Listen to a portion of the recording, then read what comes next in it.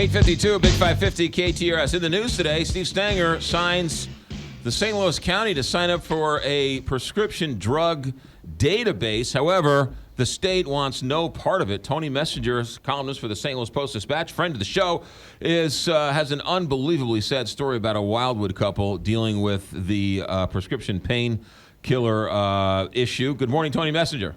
Morning, McGraw. How are you? Good. You're in an interesting position to talk about this because you follow state politics so closely and this story.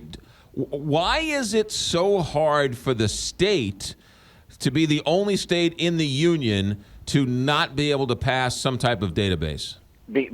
Because a certain group of Republicans in the legislature, not all Republicans, there are plenty of Republicans who are pushing for this, but there is a certain group of them led by Senator Rob Shaw from St. Joseph who believe, or at least are saying they believe, and I'll explain what I mean by that in a minute, that a prescription drug database is unconstitutional because it would take away freedom from people who have no reason to have their name in a database that doctors can see because they aren't criminals. I think this is completely hypocritical because those same Republicans, most of them, voted for a bill that passed a week or so ago that basically says, we think a bunch of you are cheats, and so we're going to not only take this statewide database of all of your private information, we're going to give it to a private company so that private company can then go look at your information and determine which of you are cheats. It's the same basic philosophical concept, and they're okay doing it for poor people because they don't care about poor people, but average non-poor people who might be on a prescription drug, particularly an opioid, and may or may not be abusing it, they don't want their names on a database that the government can access because the government's evil. It's contradictory, and it also just fails to look at the fact that we are the only state in the nation that doesn't have one of these. If you're going to make a philosophical argument based on alleged constitutional principles, it makes sense to look at what other states are doing. And if every other state is doing it, it's probably a pretty fair argument that your argument is bunk. The bill is going to pass the House, and everyone, all the experts, all the watchers say that it's going to die in the Senate. So your comment that some are holding it up, not all, sort of bears out because the House is going to pass something. Correct. The House gave initial approval yesterday. It'll move to the Senate, and it'll take a long time, and it'll eventually probably be filibustered.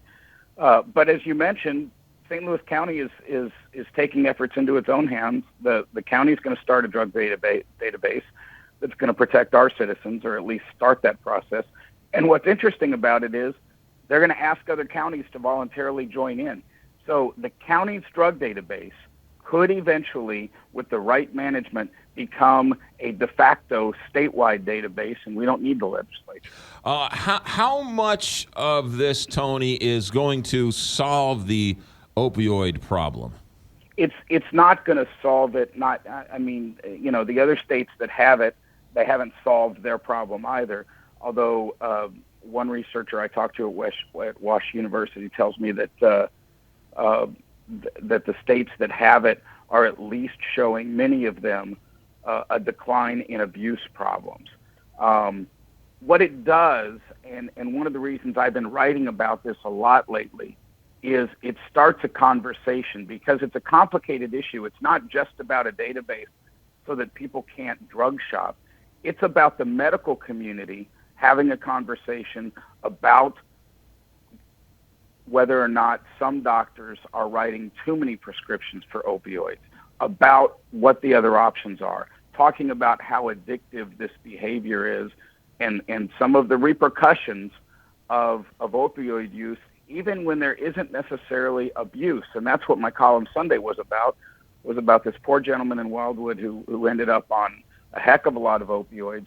He was also on some other drugs that would have shown up in a drug database. The doctors would have probably communicated, might have changed his prescriptions, might have avoided a situation in which he ended up sadly killing himself. And his widow is becoming an advocate for both the drug database and just, for other spouses to be aware of what their husbands and wives are going through if they're on these heavy pain meds, because they can be very addictive. Tony Messenger, STLtoday.com. It's a great story. Have a good week. We'll talk to you soon. 8:58, Big 550.